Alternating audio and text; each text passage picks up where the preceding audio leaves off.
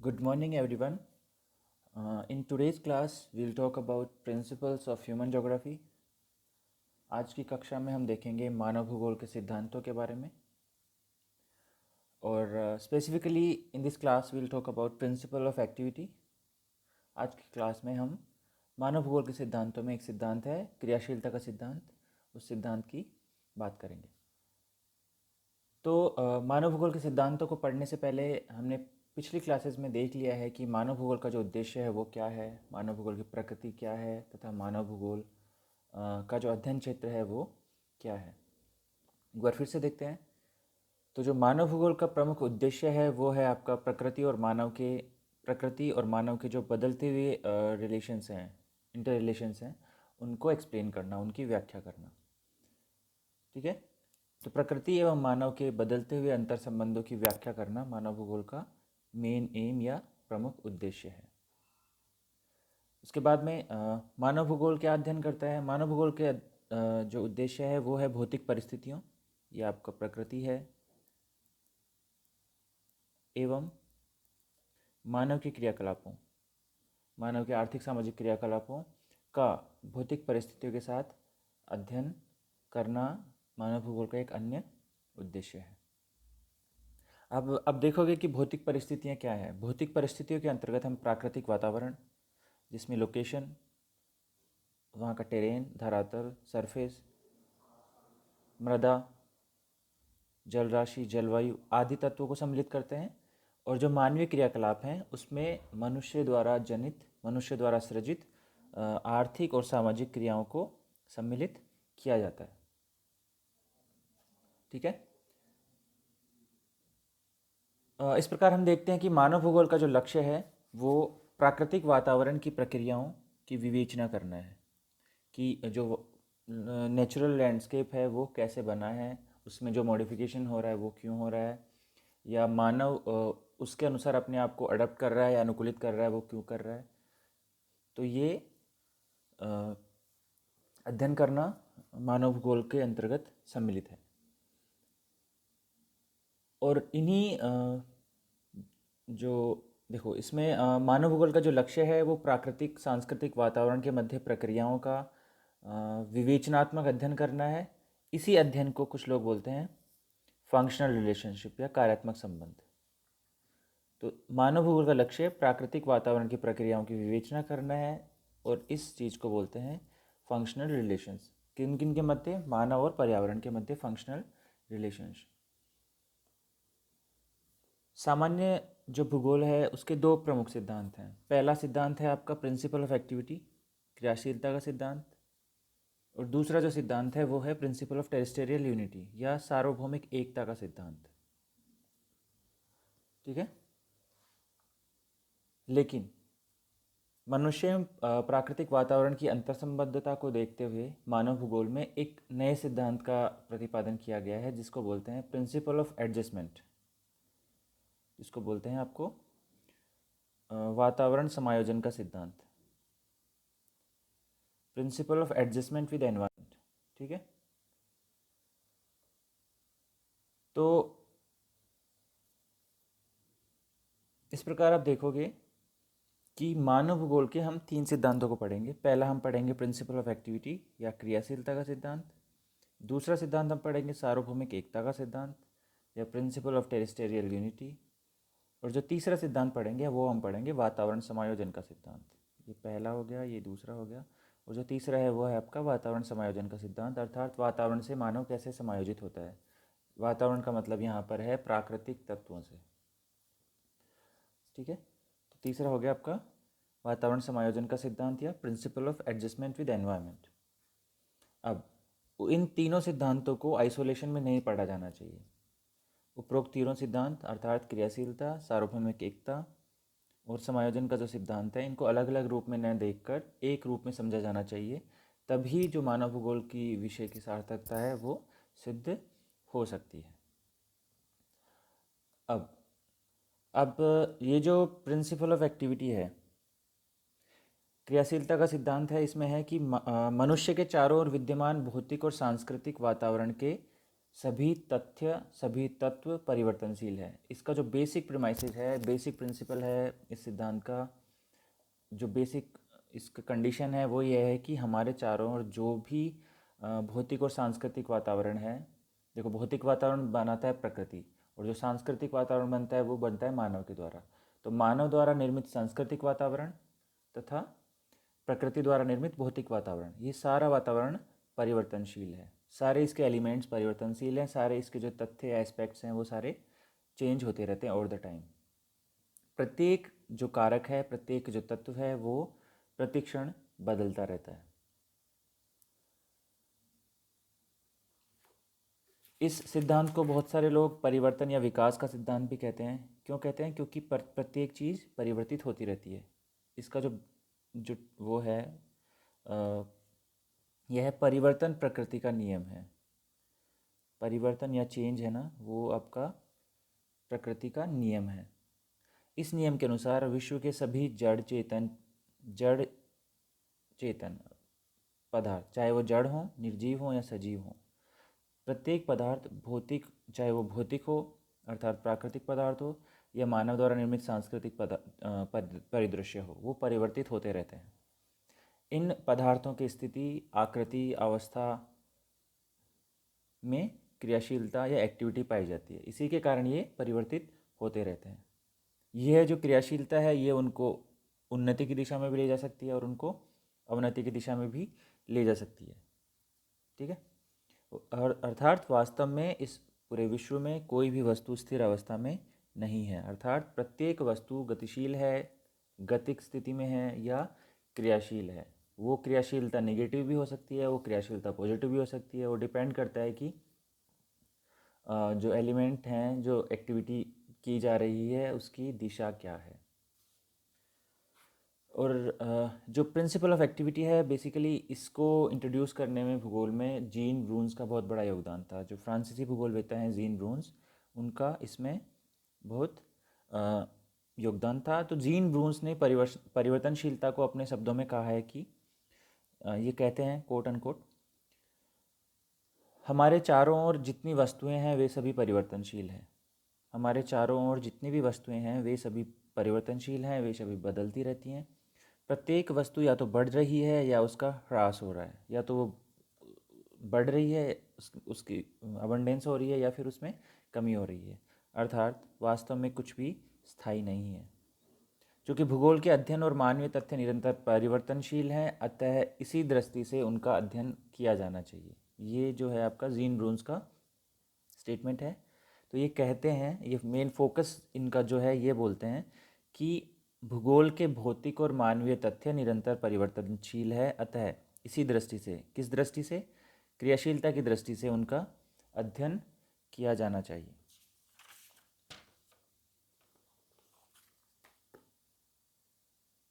अब अच्छा, इसमें जो क्रियाशीलता के सिद्धांत में हमने बात की भौतिक तत्वों की और मानवीय तत्वों की।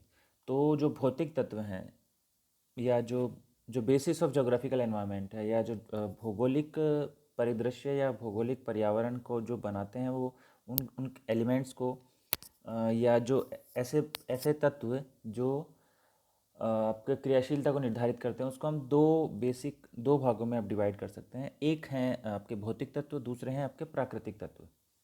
भौतिक तत्व वो हैं जो प्रकृति अम, मतलब जो आपके फिजिकल एलिमेंट्स हैं, और कल्चरल तत्व वो हैं जिनको मानव द्वारा निर्मित किया गया है या मानव द्वारा सृजित किया गया है, जिसका निर्माण मानव द्वारा किया गया है।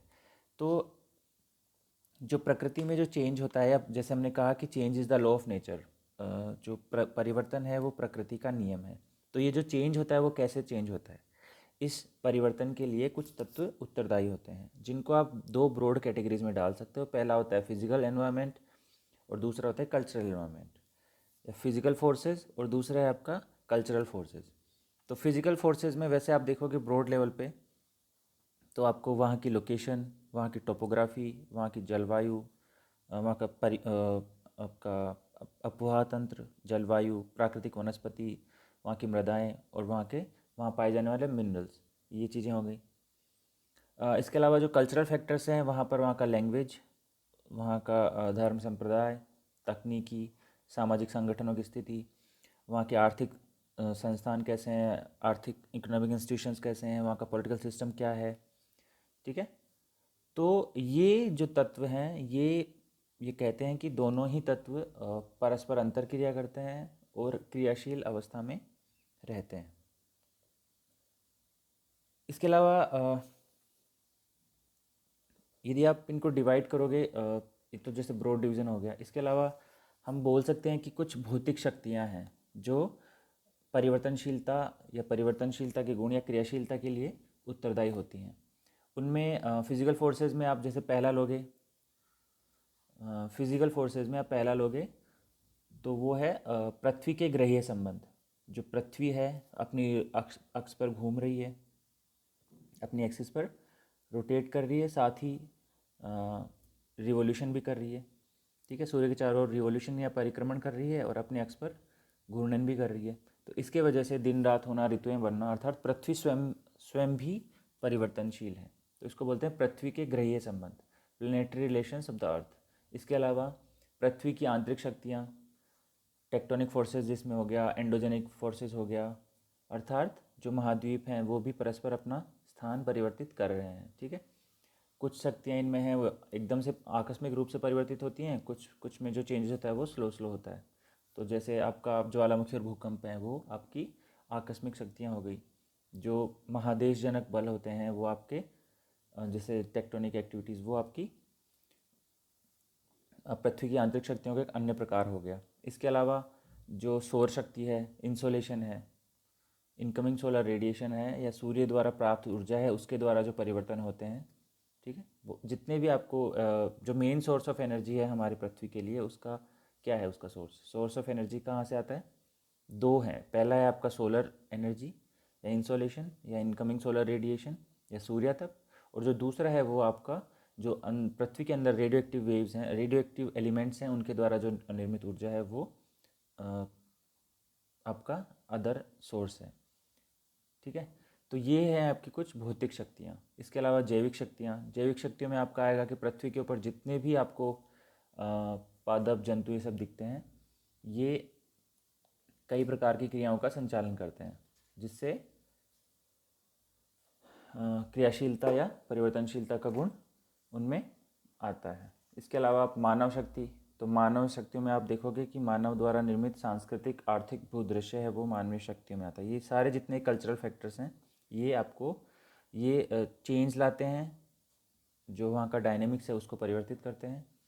ठीक है, तो ये आपके हो गए मानवीय तथ्य या मानवीय क्रियाकलाप।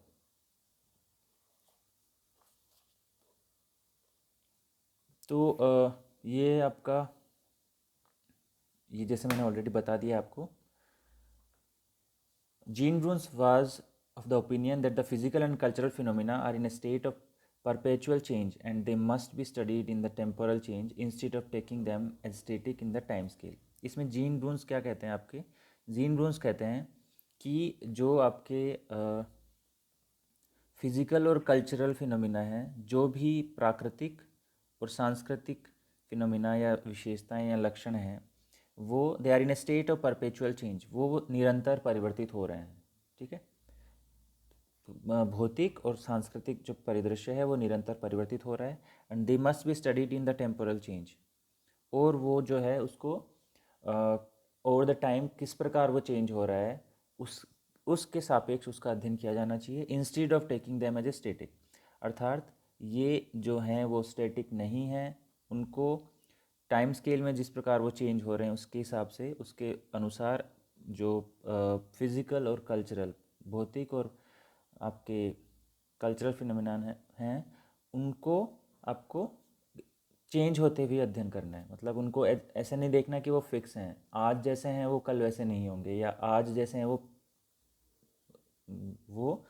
मतलब वो चेंजिंग स्टेट में है। तो हमें उनको टेम्पोरल चेंज की कंडीशन में उनका अध्ययन करना है।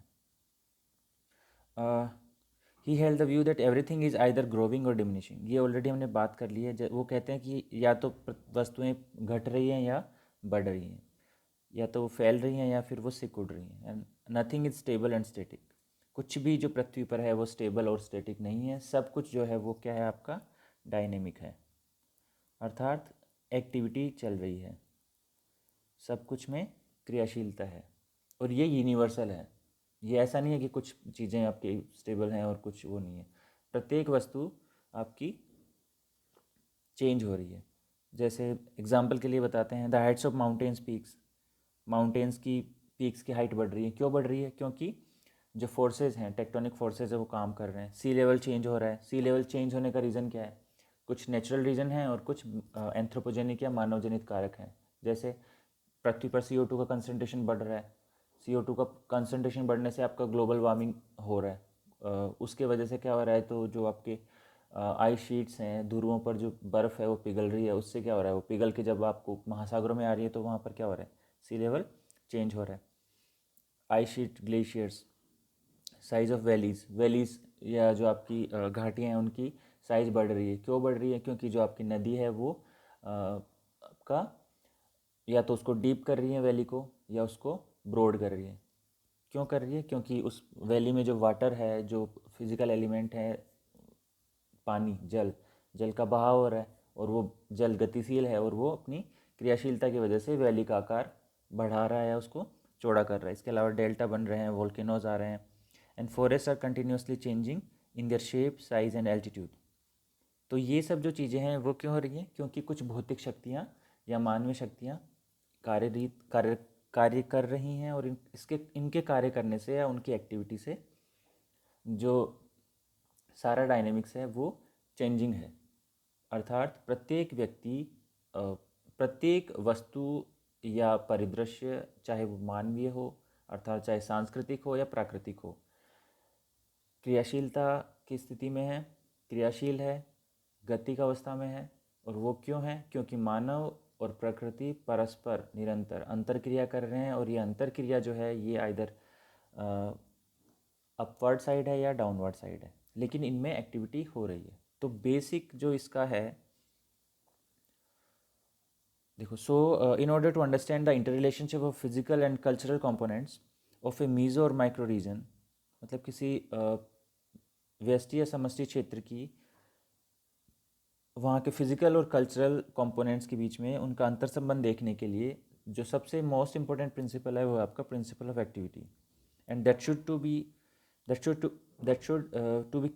kept in mind to arrive at a just synthesis। अर्थात किसी भी भौतिक परिदृश्य या सांस्कृतिक परिदृश्य के साथ हमें न्याय करना है तो हमें प्रिंसिपल ऑफ एक्टिविटी को ध्यान में रखना पड़ेगा। ठीक है, तो ये जो था आपका प्रिंसिपल ऑफ एक्टिविटी या क्रियाशीलता का सिद्धांत, उसमें कुछ नहीं है। उसमें जो बेसिक है वो यह है कि मानवीय परिदृश्य और आपके जो भौतिक परिदृश्य हैं वो सदैव परिवर्तनशील है। जीन ब्रून्स इसके प्रमुख इसको इसके इस पर जोर डालने वाले या इसके बारे में बताने वाले प्रमुख विद्वान रहे हैं। इन्होंने बहुत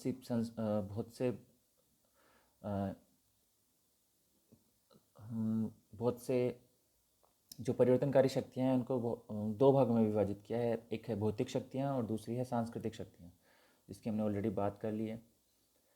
इसमें आपको जो भौतिक शक्तियाँ हैं उसमें है आपके पृथ्वी के टेक्टोनिक फोर्सेस, सूर्य तप, पृथ्वी के ग्रह संबंध, गुरुत्वाकर्षण शक्ति, और इसके अलावा मानवीय शक्तियाँ और जैविक शक्तियाँ ये इसमें सम्मिलित करते हैं। तो कहने का मतलब ये है कि जो पृथ्वी है वो गतिशील है, स्थिर नहीं है, और प्राकृतिक शक्तियाँ एवं मानवीय शक्तियाँ परस्पर क्रियाशीलता के द्वारा नए भूदृश्यों का निर्माण करती हैं। नेक्स्ट क्लास में हम देखेंगे जो रिमेनिंग दो आपके हैं सिद्धांत, एक है पार्थिव एकता का सिद्धांत और दूसरा है वातावरण के साथ समायोजन का सिद्धांत।